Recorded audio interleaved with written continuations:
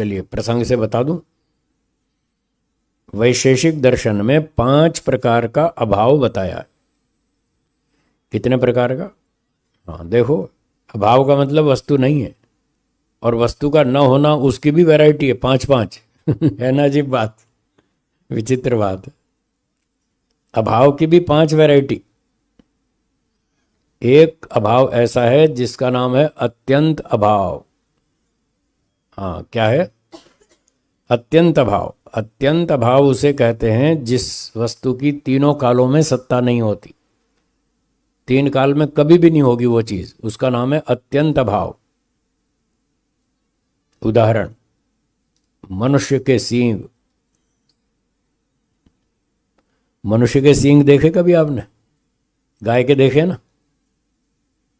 गाय के सींग तो देखे, भैंस के देखे, बकरी के देखे, किसी मनुष्य के ऐसे सींग देखे? ये अत्यंत अभाव। न थे, न है, न होंगे, कभी 3 काल में मनुष्य के सींग नहीं निकलेंगे। इसका नाम है अत्यंत अभाव। है राक्षस के, वो तो काल्पनिक वो तो नकली यहाँ लगा देते हैं टीवी में ऐसे 2 सींग निकाल देते हैं, वो तो नकली है, ऐसे ऊपर से चिपका रखे हैं। राक्षसों के सींग नहीं होते, देवताओं के पंख नहीं होते, ये सब काल्पनिक है। राक्षसों का नक्शा भी ऐसा ही है मनुष्यों जैसा, और देवताओं का भी ऐसा ही है। उनके गुण कर्मों से पता चलता है ये राक्षस है या देवता। बाकी उनके कोई राक्षसों के सींग नहीं होते, लंबे लंबे दांत नहीं होते, वो तो काल्पनिक है, ऐसी फोटो बना रखी। और देवताओं के कोई पंख नहीं होते, वो फोटो में बना देते हैं, परियां नाच रही हैं, और देवताओं के पंख हैं, वो भी उड़ रहे हैं हवा में। ये सब काल्पनिक है। तो पहला था अत्यंत भाव। अत्यंत भाव उसे कहेंगे जिस वस्तु की तीनों कालों में सत्ता ना हो। अभाव, न होना, सत्ता का न होना, ये अभाव शब्द का अर्थ है। अभाव में भाव, न, सत्ता न होना, ये अभाव शब्द का अर्थ है। तो यह अभाव की 5 वैरायटी। पहली वैरायटी अत्यंत भाव, जो तीनों कालों में नहीं होती, जैसे मनुष्य का सींग, घोड़े का सींग। सींग वाले घोड़े देखे कभी नहीं देखे। तो घोड़े का सींग न था, न है, न होगा, वो अत्यंत अभाव। मनुष्य का सींग, घोड़े का सींग, ये अत्यंत अभाव। दूसरा प्राग अभाव।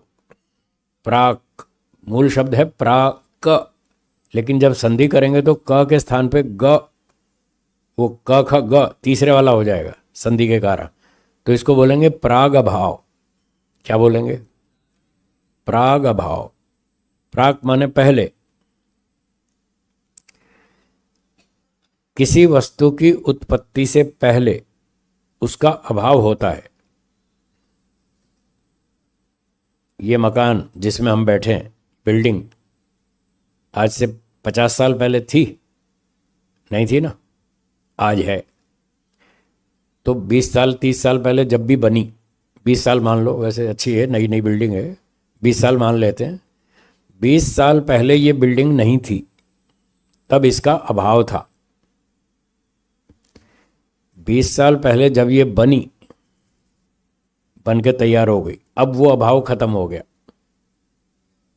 पहले वाला अभाव खत्म हो गया। वस्तु के बनने से पहले उसका अभाव था, जब वो वस्तु बन गई तो वो अभाव खत्म हो गया। इसको बोलते हैं प्राक अभाव। किसी वस्तु की उत्पत्ति से पहले जो उसका अभाव होता है उसको बोलेंगे प्राक अभाव। जैसे इस बिल्डिंग के बनने से पहले इसका अभाव था। हाँ जी। और जिस दिन बिल्डिंग बन गई उसका अभाव खत्म हो गया, अब उसकी सत्ता आ गई बिल्डिंग की, बस तब से उसका अस्तित्व बन गया। ये दूसरा हो गया प्राग अभाव। प्रफुल्ल जी ठीक है। तीसरा प्रध्वंस अभाव। प्रध्वंस अभाव। श्री राम जी ने लंका जाने के लिए रामेश्वरम से एक पुल बनाया था, राम सेतु। इसका नाम क्या है? राम सेतु बनाया था ना। वो पुल आज है क्या? अब तो टूट फूट गया, खत्म हो गया, बहुत पुरानी बात है। लगभग 9 लाख वर्ष पुरानी बात है। तो 9 लाख साल तो कौन सी चीज़ टिकेगी?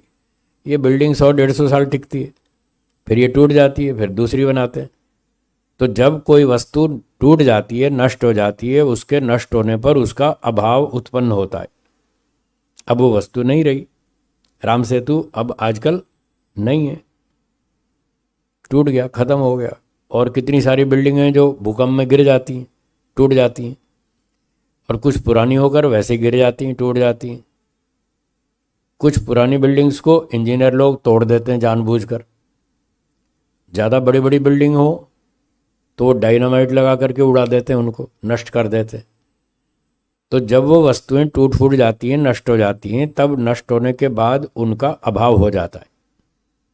इसका नाम है प्रध्वंस अभाव।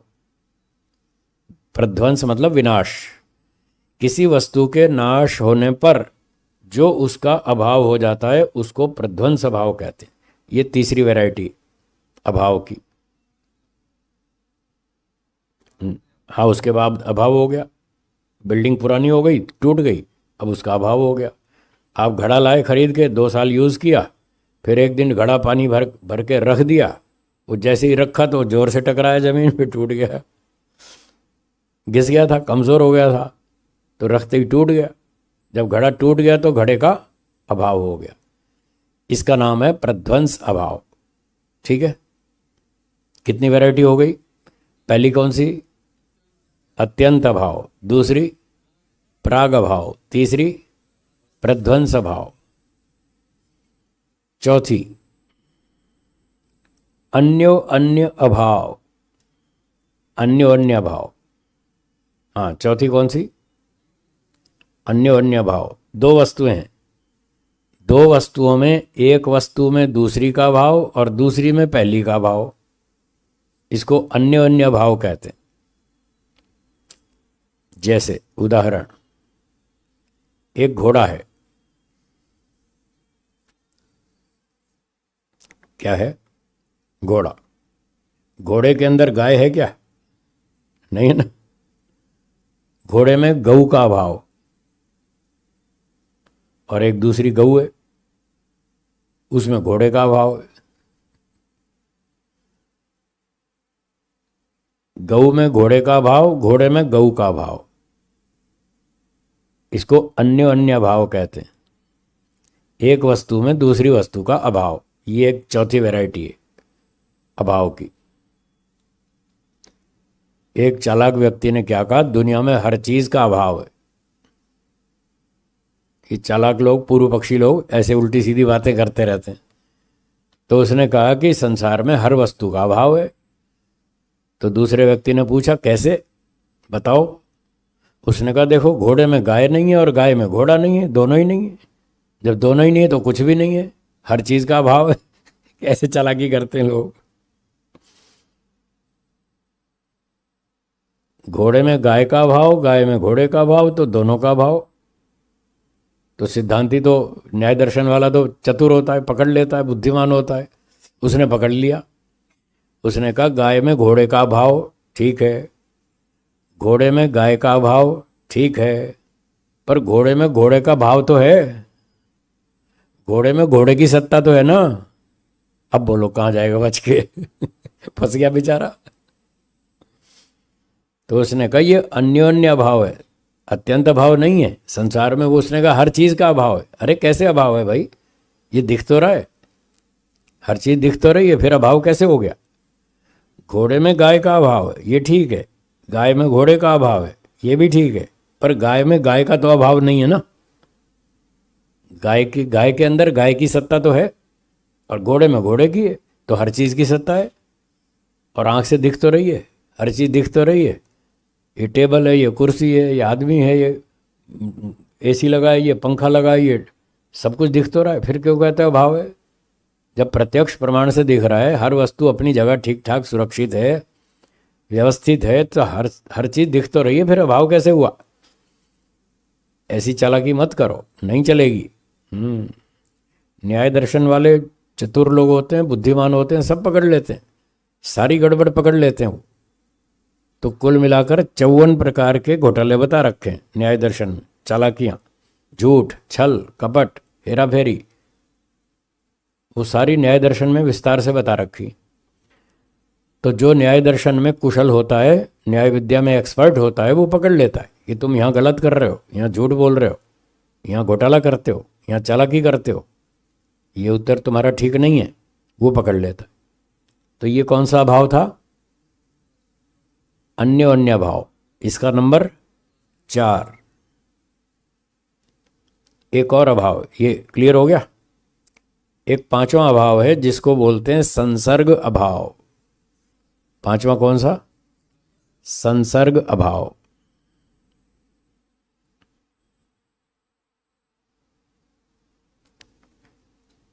जीतू भाई जी, आपके घर में मर्सिडीज कार है? नहीं है। पर दुनिया में कहीं भी नहीं है, बहुत सारी और सेठों के घरों में है, आपके यहाँ नहीं है। क्यों लालचंद जी? ठीक है ना, आपके पास आपके घर में मर्सिडीज कार नहीं है पर दूसरे सेठ के पास है, तो मर्सिडीज कार का आपके घर के साथ संसर्ग अभाव है। वो वस्तु आपके पास नहीं है, दूसरी जगह तो है। इसको संसर्ग अभाव कहते हैं। संसर्ग, सन्निधि, पास में होना, आपके पास नहीं है इसलिए संसर्ग अभाव है, पर और जगह तो है। अब हाथी की बात कर रहे थे हम, हाथी यहाँ पर नहीं है, बाहर तो है ना, सर्कस में तो है ना, जंगल में तो है ना, ये संसर्ग अभाव है। हाथी का यहाँ इस हॉल में संसर्ग अभाव है, यहाँ नहीं है, बाहर तो है, दूसरी जगह तो है। तो ये है अभाव, 5 प्रकार का अभाव। ये सारा प्रमाण से सिद्ध है। तो प्रमाण से अभाव की भी सत्ता सिद्ध होती है और जो सत्तात्मक है वो भी सिद्ध होता है। इतना विचित्र है प्रमाण। प्रमाण बोलिए। संसर्ग भाव ना ईश्वर पे लागू नहीं होगा, ईश्वर तो सर्वव्यापक है। संसर्ग भाव उस पर लागू होगा जो वस्तु कहीं एक जगह हो, दूसरी जगह न हो। जहां वो नहीं है वहां उसका संसर्ग भाव है। यहां हाथी नहीं है लेकिन जंगल में है, सर्कस में है, यहां नहीं है, तो हाथी का यहां संसर्ग भाव। मर्सिडीज कार आपके घर में नहीं है, बड़े दूसरे सेठ के घर में है, उसका यहां संसर्ग भाव। पर ईश्वर तो हर जगह है। ईश्वर कहाँ नहीं है? ईश्वर सब जगह है, तो उसका संसर्ग भाव लागू नहीं होगा। ईश्वर का जो ज्ञान का अभाव है उसको बोलेंगे ज्ञान का अभाव है। हमारे पास ईश्वर के ज्ञान का अभाव है, हमें ज्ञान नहीं है। ईश्वर तो है, ईश्वर से संबंधित ज्ञान का अभाव है। वो ज्ञान की दूरी जो आप बता रहे हैं वो स्थान की दूरी नहीं है। ये तो संसर्ग अभाव स्थान की दूरी पर लागू होता है, ज्ञान वाली पर नहीं। हाँ, जहाँ स्थान की दूरी हो वहाँ लागू होगा संसर्ग अभाव। तो ईश्वर के साथ हमारी स्थान की दूरी तो है नहीं, जहाँ हम हैं वहीं ईश्वर है, दोनों एक ही जगह रहते हैं, तो स्थान की दूरी नहीं है, इसलिए संसर्ग अभाव लागू नहीं होगा, ज्ञान का अभाव लागू होगा। लोगों को ईश्वर का ज्ञान नहीं है। ठीक है, क्लियर? बोलिए। मनुष्य का, हाँ, संसर्ग अभाव हो सकता है क्योंकि मनुष्य सर्वव्यापक नहीं है। आज मैं अहमदाबाद में हूं, अभी मैं दिल्ली में नहीं हूं, तो मेरा दिल्ली से संसर्ग अभाव है। अहमदाबाद में हूं, दिल्ली में नहीं हूं, मेरा संसर्ग दिल्ली में नहीं है, तो मेरा दिल्ली में संसर्ग अभाव है, ऐसा कह सकते हैं, वो ठीक है। हाँ जी, बोलिए। ईश्वर में विचार कर लेते हैं, 5 में से कितने लागू होते हैं? अत्यंत अभाव तो है ही नहीं, प्रागभाव भी नहीं है, प्रध्वंस भी नहीं है, अन्योन्य लागू हो सकता है। ईश्वर में प्रकृति का अभाव, प्रकृति में ईश्वर का अभाव, वहाँ 2 वस्तुएं हैं अलग अलग, एक में दूसरे का अभाव, तो दूसरी वस्तु जो आएगी प्रकृति या जीवात्मा, तो वहाँ अन्योन्य भाव लागू हो जाएगा। ईश्वर में जीव नहीं है और जीव में ईश्वर नहीं है, दोनों का अस्तित्व अलग अलग है। भले ही एक साथ रहते हैं फिर भी 2 हैं, ईश्वर और आत्मा एक वस्तु है या दो? जब दो हैं तो फिर अन्योन्य भाव तो हो जाएगा। आप ईश्वर को आत्मा नहीं कह सकते, आत्मा को ईश्वर नहीं कह सकते, दोनों अलग अलग हैं। तो ईश्वर में ईश्वर है, आत्मा नहीं है। आत्मा में आत्मा है, ईश्वर नहीं है। ये एक अलग एंगल से कह रहे हैं, व्यापकता के एंगल से नहीं। व्यापकता के एंगल से कहेंगे तो आत्मा में ईश्वर है, पर आत्मा ईश्वर नहीं है, ये ध्यान रखिएगा। दोनों का अस्तित्व अलग अलग है, आत्मा ईश्वर नहीं है। स्पेस में, एक ही स्पेस में दोनों रहते हैं, एक ही जगह पे रहते हैं, आत्मा भी और ईश्वर भी। तो व्यापकता की दृष्टि से कहेंगे तो आत्मा में ईश्वर है और ईश्वर में आत्मा भी है, दोनों एक दूसरे में है। व्यापकता के एंगल से देखेंगे तो इस तरह से होगा, लेकिन अन्योन्य भाव से कहेंगे तो दोनों अलग अलग हैं, दो अलग अलग वस्तुएं हैं, दोनों का अस्तित्व अलग है। ईश्वर को आत्मा नहीं कह सकते, आत्मा को ईश्वर नहीं कह सकते। कई लोग भ्रांति में वो आत्मा और ईश्वर को एक ही माने बैठे, अहम ब्रह्मास्मि, मैं ब्रह्म हूं, ऐसी भ्रांति है उनको। ये भ्रांति है उनको, गलत बात है जी। संसर्ग भाव लागू नहीं होगा, क्योंकि संसर्ग तो एक देशी वस्तु में होता है, ईश्वर व्यापक है, तो ये भी लागू नहीं होगा। केवल एक ही लागू होगा, अन्य अन्य भाव, इतना ही होगा, बाकी नहीं लागू होंगे। हाँ, वो तो हर चीज में होगा, कोई भी दो चीज होंगी उनमें अन्योन्य अभाव लागू होगा। हाँ बिल्कुल, दो चीजें होनी चाहिए बस, अन्योन्य अभाव लागू हो जाएगा। ईश्वर और आत्मा भी दो हैं, इसलिए लागू हो जाएगा। नहीं बताता।